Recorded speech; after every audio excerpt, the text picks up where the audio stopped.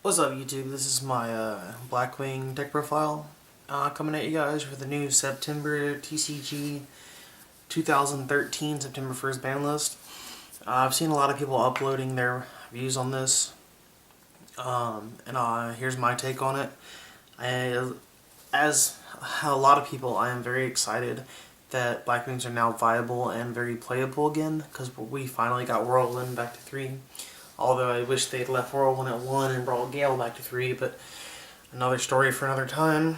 Blackwings were my first complete meta deck back in the day when Blackwings first released with 3 Solemn Judgment, 3 3 Solemn Judgment, Crush Card,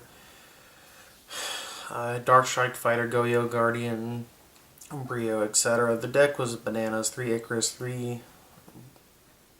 The deck was just 3 Gale. The deck was dumb. I have that deck profile somewhere. I think it's actually the first video I ever posted to YouTube, maybe? I don't feel like digging through my archives of videos to find it.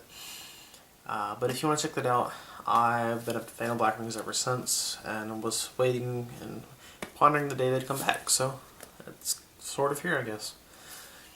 So for the deck list, onto the deck list, I'm playing the 2 Sirocco. I don't think 3 is needed. 2's just the right number. It's like a Cyber Dragon, but it's a normal.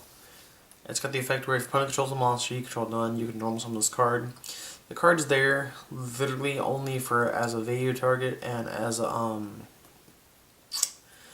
to use this effect to pump Bora up to maximum amounts of damage to beat over a scapegoat token for a game. I'll tell you something I did after the deck profile at my locals yesterday. Really funny. So you play the 2 Sirocco, the 3 Shura, probably the heart and soul, the engine of the deck. Kills a monster in battle, puts it to grave, summon anything you want from your deck. I need to move that down a little bit. Really good card. It's 18 attack, really good. Followed up with Warrior playing the 3 Shura. Probably my favorite card in the deck actually is Shura, because not Shura. Following up Shura, this is Bora.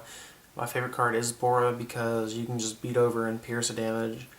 There's really funny plays you can make with this card with Sirocco, if you have the right cards in hand. Then for the 1-ofs, I'm playing the 1 Zephyr just to help push for game and bounce your Bora or your Black Whirlwind and summon them for Exceed or Synchro plays. Then I'm playing, obviously you have to play the Gale. It's Gale. It's that one for a reason, guys. Then you're playing the 1 Vayu. I'm not liking this card. It's one of those cards you don't want to run, but you kind of have to run because there's situations where you'll be playing, you're like, I really wish I had Vayu. I really want to test Breeze the Zephyr. If y'all don't know what that card does, it's an old card from Shining Darkness. It's one of the only Blackwings that's never been reprinted. It comes as Ultra and Ulti. Its effect is when this card is added from your deck to your hand, special summon it. It's a level 3 Dark Blackwing tuner. And that's not the main reason it's good. The reason I like it, it's got 1100 attack, meaning when you summon, you have to summon a Clute, a Gale, or even when you summon a Blizzard, you get a free monster, essentially. Because once you summon a Clute, you have to summon a Blizzard or a Gale. Clute, yeah, can Blizzard or Gale, but if you have to summon a Blizzard or Gale, you really don't want to have to add this card.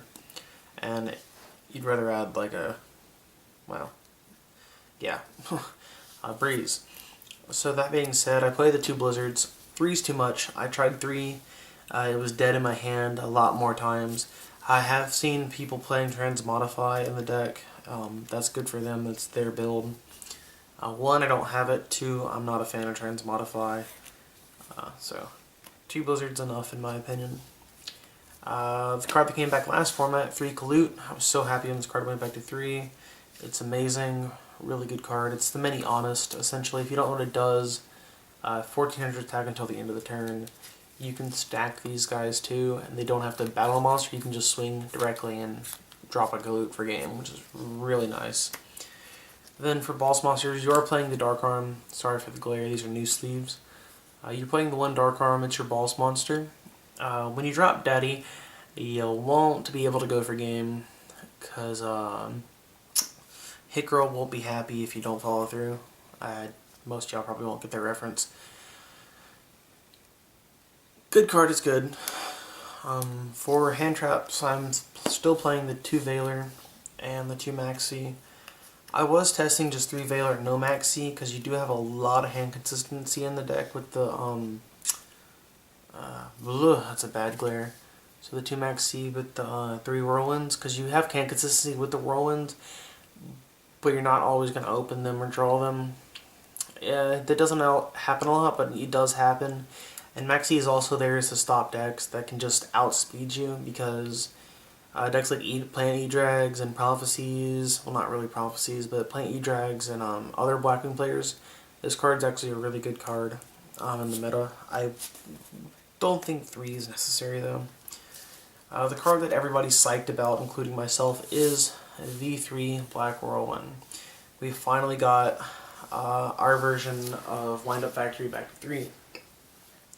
So when a Blackwing monster is summoned, you can add a Blackwing monster from your deck to your hand with less attack than that monster that was normal summoned. Keep that in mind. It's not equal to or less. It has to be less. Also, the 3... I opted not to play Gores because Whirlwind is a thing, and they're typically not going to waste Whirlwind, MST on Whirlwind, unless it's like early game. Mid to late game, they're going to want to hit your back row, and Gores is almost always dead. Then I play the 3, Pot of Duality.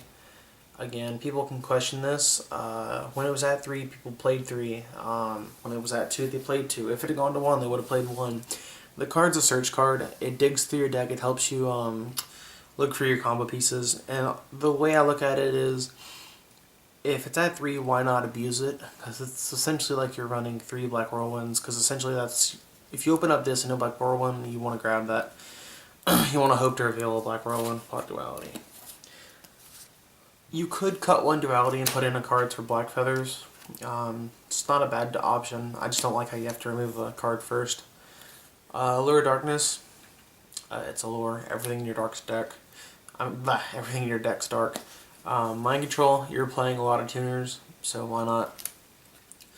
Dark Hole, it's Dark Hole. Konami finally listened to me though and took out Monster Reborn and Heavy. Delta Crow, that being said, Heavy is gone. If Blackwings have their own Heavy and it's only for opponent's side, why not play it? It's really good. Very abusable card, especially first turn Ashura.